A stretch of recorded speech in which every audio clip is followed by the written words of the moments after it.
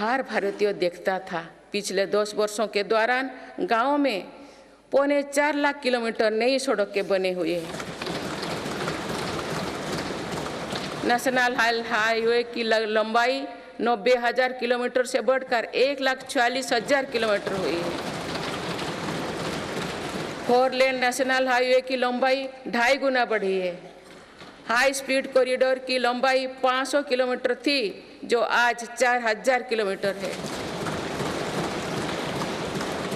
Airport की संख्या 74 से 2 गुना बढ़कर 149 हो चुकी है। देश के बड़े बंदरगाह पर कार्गो हैंडलिंग कैपेसिटी 2 गुना हो गई है। ब्रॉडबैंड इस्तेमाल करने वालों की संख्या में 14 गुना बढ़ोतरी हुई है। देश को लगभग 2 लाख गांव पंचायत को ऑप्टिकल फाइबर से जोड़ा जा चुका है। 4 लाख से अधिक कॉमन सर्विस सेंटर भी खुले हैं, जो रोजगार का बड़ा माध्यम बने हैं। देश में 10,000 किलोमीटर गैस पाइपलाइन भी बढ़ाई गई है। One nation one power grid से बिजली की व्यवस्था में सुधार हुआ है। One nation one gas grid से गैस आधारित अर्थव्यवस्था को बल मिल रहा है। सिर्फ 5 शहरों तक सीमित मेट्रो की सुविधा आज 20 शहरों में है। 25,000 किलोमीटर से ज़्यादा रेलवे ट्रैक बिछाई गई।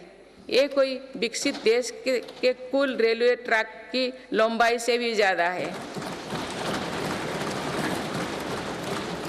भारत रेलवे के 100% इलेक्ट्रिफिकेशन के बहुत निकट है। इस दौरान भारत में पहली बार सेमी हाई स्पीड ट्रेन शुरू हुई है। आज 39 से ज़्यादा रोड्स पर वंदे भारत ट्रेन चल रही है। अमृत भारत स्टेशन योजना के तहत 1,300 से ज़्यादा रेलवे स्टेशनों का कायाकल्प हो रहा है। माननीय सदस्यगण, मेरी सरकार मानती है कि विकसित भारत की भव्य इमारत 4 मजबूत स्तंभों पर खड़ी होगी। ये स्तंभ है युवा शक्ति, नारी शक्ति, किसान और गरीब।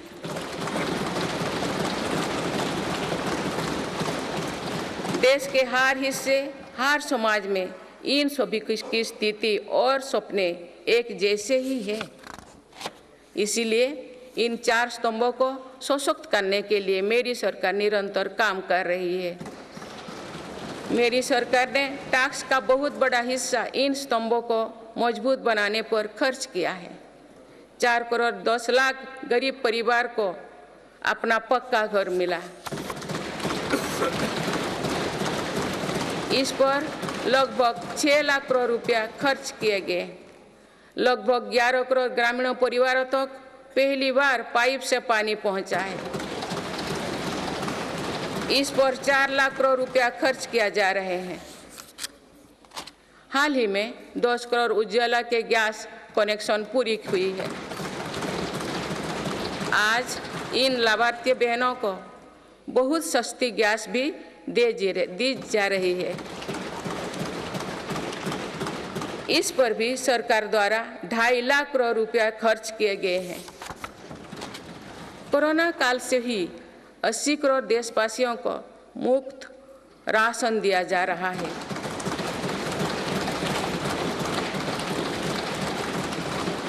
अब इसे आने वाले 5 वर्षों के लिए आगे बढ़ाया गया है। अब इस पर 11 लाख करोड़ रुपया और खर्च होने का अनुमान है। मेरी सरकार का प्रयास है कि हर योजना का तेजी से सैचुरेशन हो, कोई भी लाभार्थी वंचित ना रहे। इसके लिए 15 नवंबर से विकसित भारत संकल्प यात्रा चल रही है। अभी तक इस यात्रा से करीब 19 करोड़ देशवासी जुड़ चुके हैं। माननीय सदस्यगण, बीते वर्ष में विश्व ने 2 बड़े युद्ध देखे और कोरोना जैसे वैश्विक महामारी का सामना किया। ऐसे वैश्विक संकटों के बावजूद मेरी सरकार ने देश में महंगाई को काबू में रखा, सामान्य भारतीयों का बोझ नहीं बढ़ने दिया।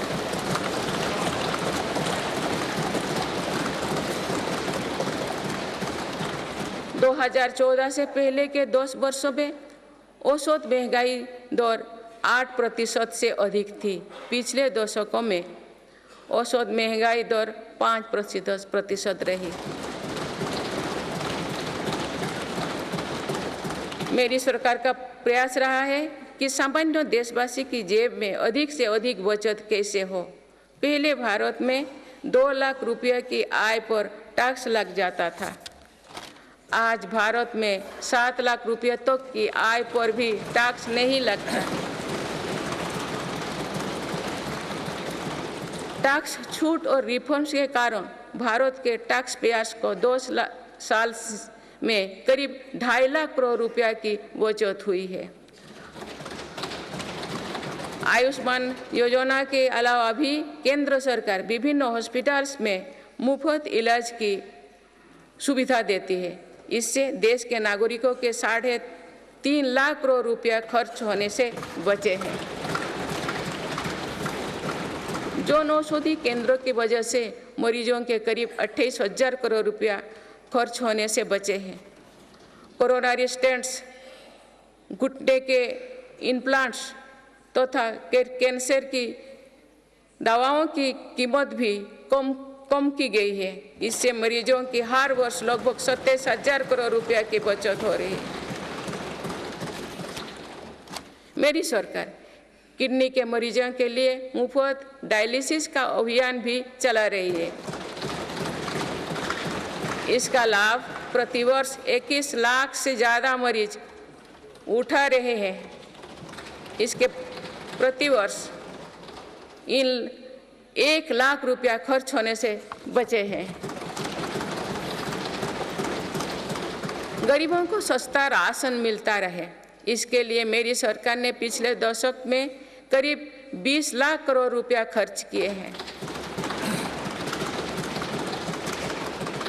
भारतीय रेल में यात्रा के लिए रेलवे प्रत्येक टिकट पर करीब 50% डिस्काउंट देते हैं। इससे गरीब और मध्यम वर्ग के यात्रियों को हर वर्ष 60,000 करोड़ रुपये की बचत होती है। गरीब और मध्यम वर्ग को कम कीमत पर हवाई टिकट मिल रहे हैं। उड़ान योजना के अंतर्गत गरीब और मध्यम वर्गों को हवाई टिकटों पर 3,000 करोड़ रुपये से ज़्यादा की बचत हुई है। LED बल्ब की योजना के कारण बिजली के बिलों में 20,000 करोड़ रुपया में अधिक बचत हुई है। जीवन ज्योति बीमा योजना और सुरक्षा बीमा योजना के तहत गरीबों को 16,000 करोड़ रुपया से ज़्यादा की क्लेम राशि मिली है।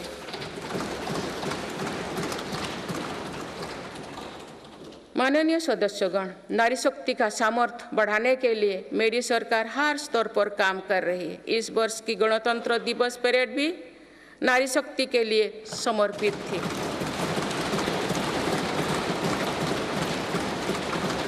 इस परेड में दुनिया ने हमारी बेटियों के सामर्थ्य की झलक देखी। मेरी सरकार ने जल, स्थल, नभ और अंतरिक्ष हर तरफ बेटियों की भूमिका का विस्तार किया है। हम सब जानते हैं कि महिलाओं के लिए आर्थिक स्वतंत्रता के क्या मायने हैं। मेरी सरकार ने महिलाओं की आर्थिक भागीदारी बढ़ाने के लिए निरंतर प्रयास किए हैं। आज लगभग 10 करोड़ महिलाएं स्वयं सहायता समूह से जुड़ चुके हैं। इन समूहों को 8 लाख करोड़ रुपया बैंक लोन और 40,000 करोड़ रुपया की आर्थिक सहायता दी गई है। मेरी सरकार 2 करोड़ महिलाओं को लाखपति दीदी बनाने का अभियान चला रही है।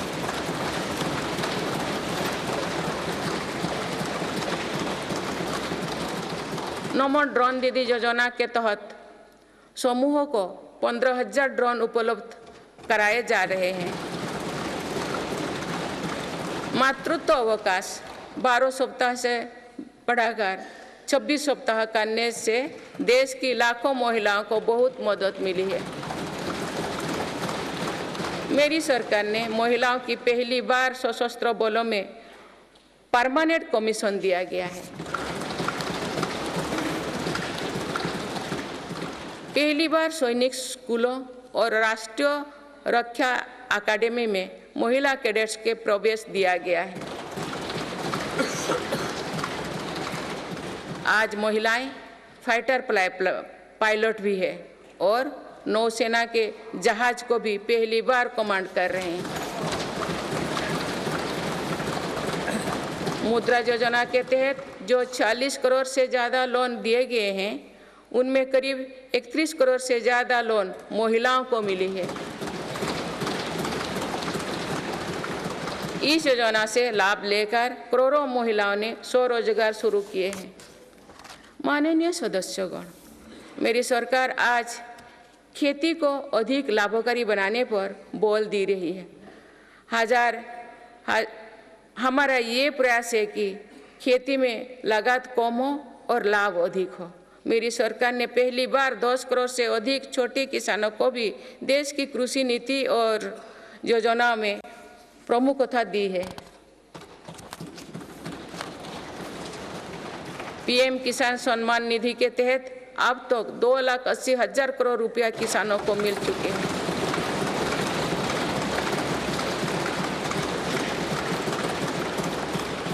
दो सालों में किसानों के लिए बैंक से आसान लोन में 3 गुना वृद्धि की गई है। प्रधानमंत्री फसल बीमा योजना के तहत किसानों ने 30,000 करोड़ रुपया प्रीमियम भरा। इसके बदले उन्हें 1.5 लाख करोड़ रुपये का क्लेम मिला है। पिछले 10 वर्षों में लगभग 18 लाख करोड़ रुपया एमएसपी के रूप में धान और गेहूं की खेती करने वाले किसानों को मिले हैं। ये 2014 से पहले के 2 सालों की तुलना में 2.5 गुना अधिक है।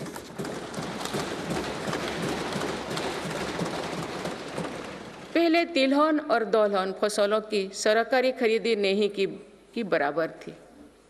पिछले दशकों में तिलहन और दलहन की खेती करने वाले किसानों को एमएसपी के रूप में 1.25 लाख करोड़ रुपया मिले हैं।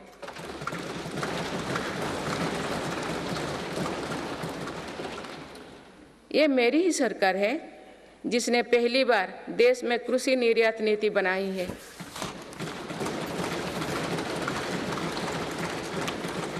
इससे एग्रीकल्चर एक्सपोर्ट 4 लाख करोड़ रुपया तक पहुंचा है। किसानों को सस्ती खाद मिले, इसके लिए 10 सालों में 11 लाख करोड़ रुपया से अधिक खर्च किए गए हैं। मेरी सरकार ने 1.25 लाख से ज़्यादा प्रधानमंत्री किसान समृद्धि केंद्र स्थापित किए हैं। अभी तक लगभग 8,000 किसान उत्पादक संघ एफपीओ बनाए जा चुके हैं। मेरी सरकार कृषि में सहकारिता को बढ़ावा दे रहे हैं। इसके लिए देश में पहली बार सहकारिता मंत्रालय बनाया गया है।